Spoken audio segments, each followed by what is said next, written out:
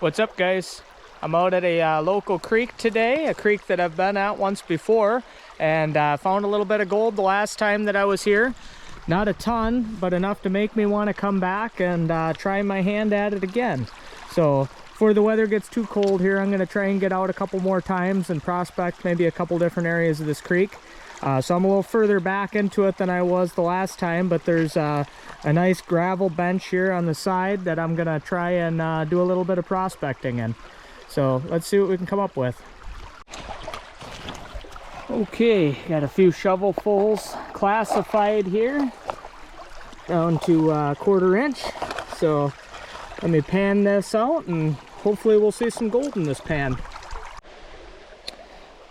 I got a really pretty garnet in the pan right there. I'm not quite worked all the way down on this first pan yet, but a nice decent sized garnet, really pretty red. So I think that's a good sign. Usually I find garnets and gold together, so hopefully we'll wash a little bit more of the sand away and see some color. There was one tiny piece of color in the pan. I think I might have washed it away. I'll put it into my concentrate bucket. But one promising sign that I'm seeing, well, apart from the garnet, which is a promising sign too, but I got a little lead BB there. You could hear how heavy it is when it hits the pan, but it's a really good sign when you're finding lead. Gold and lead are both very heavy, so they tend to settle together. So I'm gonna dig out a little bit more in that same area since I found some lead and since I found a piece of color, and maybe the deeper we go, the more we'll find. I'm not sure if you can see them with the camera. It's kind of hard to hold the pan and focus the camera at the same time, but I do have 3 pieces of color there. Let's see. I probably can't get the camera to focus, but anyway, I can see them. They're pretty small. They're not big, but second pan, we went from 1 piece of color on the first to 3 pieces of color now. So I think I'm in the right area. I just might try digging a little bit further over. I'm kind of digging at the edge of this shelf here, right where the water would kind of first start to slow down. So let's keep trying. Okay, we've got pan number 3 here. Let's see if we can show this. So there's another piece of lead there, and right next to that piece of lead there's a decent sized little piece of color, and then there's another one right over there which might not be as easy to see as that one that's next to the lead, but 2 pieces of color in that second pan. I'm right next to where I was digging on that shelf. So I think what I might do is try and dig a hole right here in the shelf itself. Definitely not digging into the bank, which is over here, just kind of digging into the shelf, which is perfectly legal. And yeah, we're gonna see if there's any gold in the middle of this shelf here. Well, I found gold in every pan, not a lot, but at least a little bit of color in every single pan.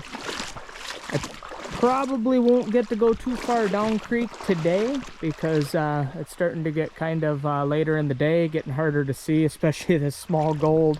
But I would like to get back in here at some point and try some of these areas further down the creek. Looks like there's a little bit of rapids up ahead. It's actually deeper than I thought it would be here. I feel like it's actually higher than it was the time that I was here before, and I feel like I was here in the spring, so it should have naturally been higher from the thaw. But anyways, I'll do a little bit more around here. I've been spoiled with the trommel for so long that doing a little bit of hand classifying the old school way is less than fun, but you know, it's good experience. Get out here, get a little bit of recreational panning in, and give you an appreciation for how they did it back in the minor 49er days. Would love to get the gold cube back in here. Oh, I bet I could just gold cube and trommel back here. I could just really tear it up, I bet. You know, getting a couple pieces of color here, a couple pieces of color there, hand panning like this. If I was able to run some serious volume through, that would be awesome. But let's do a few more pans, and then I'll probably wrap up and go get some dinner. There's a little bonus in this one. I think that's a, it's got to be a leech. Oh. Ugh. Nasty thing.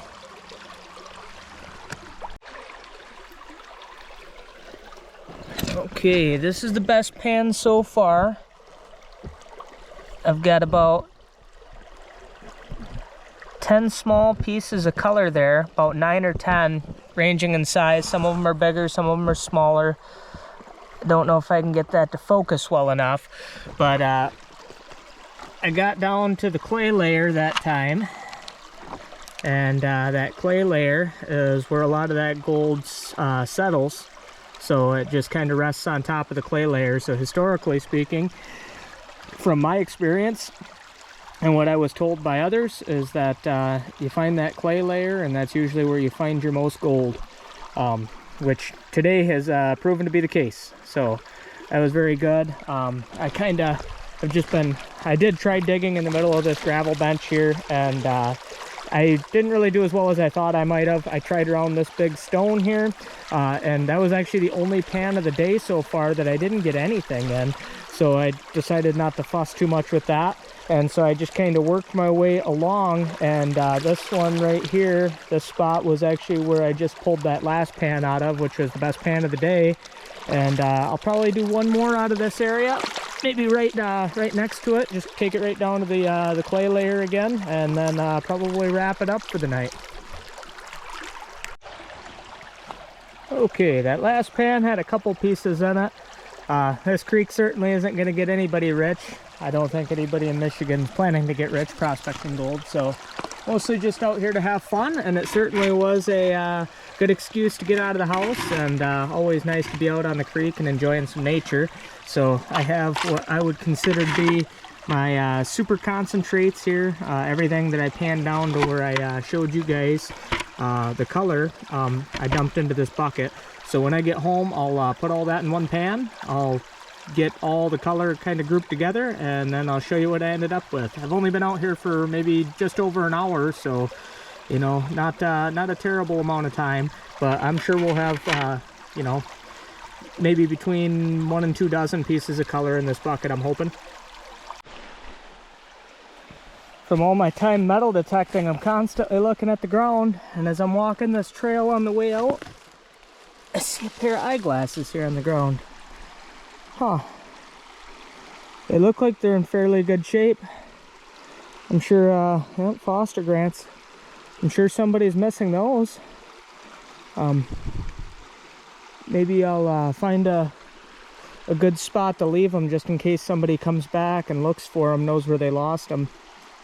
Well, if you're watching this video and these glasses look familiar to you, you'll know where you lost them at.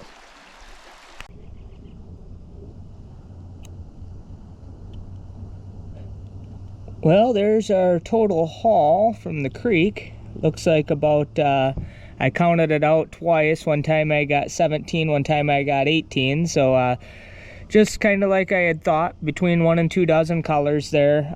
Some of them bigger than others, but some of them small. So not too bad, I guess. I was only out there for just about an hour, I guess, by the time you factor in how long it took me to hike out there and get back. But all in all, not too bad for a Michigan creek. Definitely when you're in Michigan and you're prospecting, it's more for fun rather than to get rich. But I know that there's got to be some spots out on that creek that have more gold. So the next time that I go back there, I'm going to hike a little further in and keep working my way back and just see if I can find some spots in that creek that have a little bit more than what I'm finding.